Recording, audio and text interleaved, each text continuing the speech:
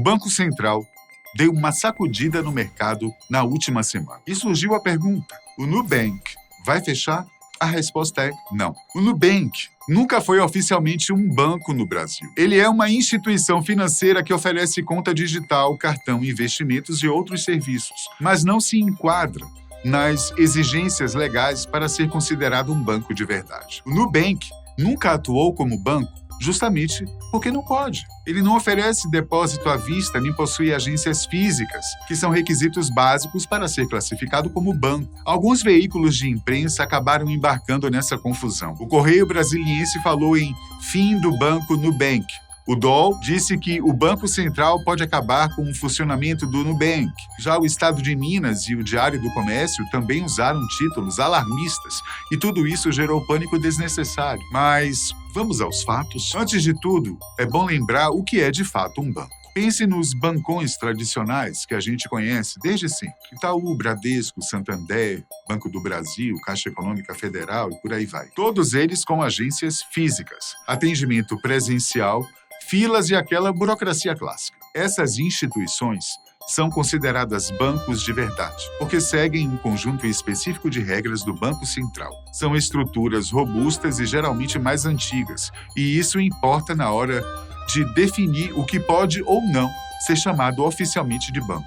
No Brasil, hoje, existem dois tipos de instituições financeiras, as bancárias e as não bancárias. E essa diferença é essencial aqui. Só as bancárias é que podem legalmente usar o nome banco com todas as letras. Elas têm um funcionamento mais tradicional e são mais reguladas. Já as não bancárias, como o Nubank, oferecem vários serviços parecidos, mas não têm as mesmas obrigações, nem os mesmos direitos de um banco completo. Para ser reconhecida como banco pelo Banco Central, uma instituição precisa cumprir 3 requisitos básicos: ter agências físicas em funcionamento no Brasil, oferecer contas correntes com movimentação financeira e permitir depósito à vista, aquele que o cliente pode sacar quando quiser. Se faltar qualquer um desses itens, não entra na categoria de banco oficial. E é aí que o Nubank fica de fora. Apesar de oferecer uma conta digital e um monte de serviços úteis, ele não tem agências físicas e não trabalha com depósito à vista no modelo tradicional. Por isso, o Banco Central classifica o Nubank como uma instituição de pagamento e não como banco. E isso nunca foi segredo. É assim desde o começo.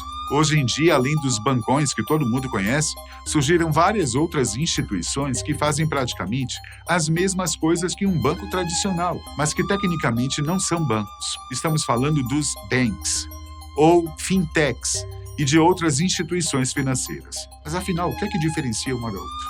Onde o Nubank entra nessa história?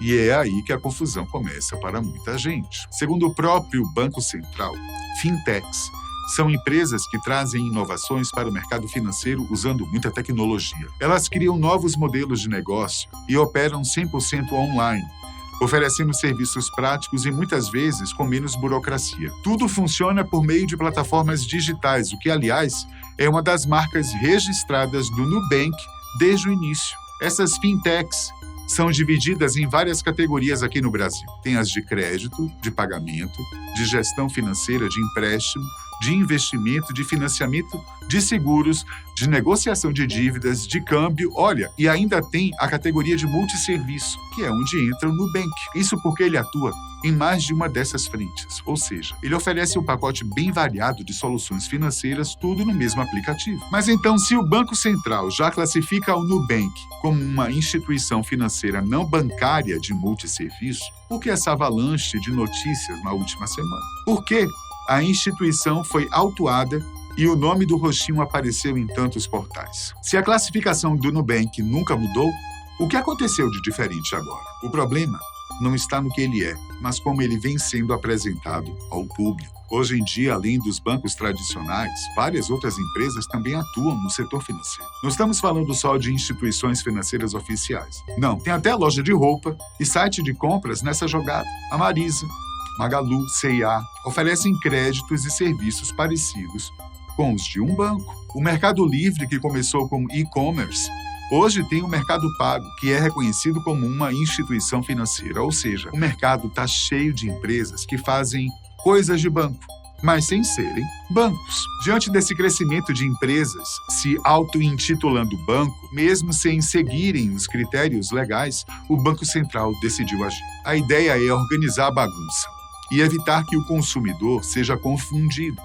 Por isso foi publicada uma normativa. Se a instituição não é oficialmente um banco segundo as regras brasileiras, ela não poderá mais usar no nome palavras como banco ou bank. É simples. A intenção é proteger o consumidor, que pode achar que está lidando com um banco tradicional quando na verdade não está. E é aqui que o Nubank entra no centro da polêmica. O nome dele tem bank, mas como a gente já explicou, ele não é considerado um banco de verdade pelo Banco Central. Se essa nova regra for aprovada, e tudo indica que vai ser, o Nubank vai precisar mudar de nome, só isso. Nenhum serviço vai ser cancelado. Sua conta continua funcionando. Seus investimentos continuam lá. Ou seja, é só um problema de nomenclatura, não de operação. E o roxinho segue firme, viu? E o Nubank não está sozinho nessa. Outras instituições como C6 Bank e o Will Bank também terão que rever seus nomes se quiserem continuar operando dentro da regra. O que é que eles vão fazer, hein? Quais são os caminhos que tem pela frente? Olha, na prática, essas instituições têm duas opções. Ou mudam de nome para se adequar à nova norma, ou se transformam, de fato, em bancos. O que significa cumprir aquelas 3 exigências lá do início do vídeo. Abrir agências físicas, operar com contas correntes e aceitar depósitos à vista. E não é pouca coisa não, tá? Entre essas duas possibilidades, a mudança de nome é de longe a mais simples e rápida. Para virar um banco de verdade, além de toda a adaptação estrutural, a empresa precisa ser aprovada pelo Banco Central, passar por uma série de auditorias, cumprir regras rígidas e lidar com uma carga regulatória bem mais pesada. Já trocar o nome exige só um bom trabalho de marketing e comunicação. Aliás, já dá até para imaginar os possíveis novos nomes do Nubank, né não? Será que vai ficar só Nu? Ou talvez Nuconta? Tem gente que já chama de roxinho. Então pode ser que eles aproveitem esse apelido, né? E sigam por aí. A marca é tão forte que, mudando o nome ou não, a galera vai continuar sabendo quem é. Agora vamos aos números que ajudam a tranquilizar de vez quem ainda está preocupado. Hoje o Nubank tem mais de 100 milhões de clientes só no Brasil. De acordo com dados da própria empresa, no ano passado, 57% da população brasileira já usava o aplicativo. Com isso, o Nubank se tornou a 3ª maior instituição financeira do país em número de clientes. Ela está atrás apenas do Bradesco e da Caixa Econômica, que sim, são bancos. Isso faz do Nubank a maior instituição não bancária em operação no Brasil. E com um número tão gigantesco de clientes, você acha mesmo que o Nubank está prestes a fechar as portas? Não é impossível, nenhum negócio é, mas é muito improvável. Uma instituição financeira com mais de 100 milhões de usuários ativos não quebra do dia para a noite. Se quebrasse, o impacto seria tão grande que afetaria o país inteiro. Dentro desses 100 milhões de clientes tem de tudo. Tem gente rica, gente simples, pequenos negócios, empresas grandes, contas jurídicas e contas pessoais. Se uma empresa desse porte quebra e os clientes perdem acesso ao dinheiro, isso afeta diretamente o consumo, a arrecadação de impostos e até a circulação de dinheiro no comércio. E isso não vale só para o Nubank, não. Se Bradesco, Itaú ou outro bancão desses tiverem um colapso, o estrago também seria enorme. O sistema financeiro brasileiro é altamente conectado. Quando uma peça cai, outras podem vir junto. É por isso que instituições desse porte são acompanhadas de perto pelos órgãos reguladores. Outro ponto importante, o Nubank não está restrito ao Brasil. Ele também atua em países como México e Colômbia, crescendo principalmente entre os desbancarizados, pessoas que nunca tinham tido conta em banco. Ou seja, se houvesse um colapso, o impacto seria internacional, não apenas local. Não é exagero dizer que o mercado financeiro global sentiria o baque. E quando uma empresa desse tamanho começa a dar sinais de crise, o que é que geralmente acontece? Outro banco maior entra em cena. Pode ser para comprar, absorver operações ou, em último caso, o próprio governo intervém. O objetivo é evitar que o problema se espalhe e gere um efeito dominó na economia. Um bom exemplo disso foi o caso do Banco Master. Ele enfrentou dificuldades nos últimos anos e, em 2025, o Banco de Brasília, o BRB, entrou na jogada e adquiriu 58% do capital total da instituição. A negociação foi aprovada e já está em trâmite com o Banco Central.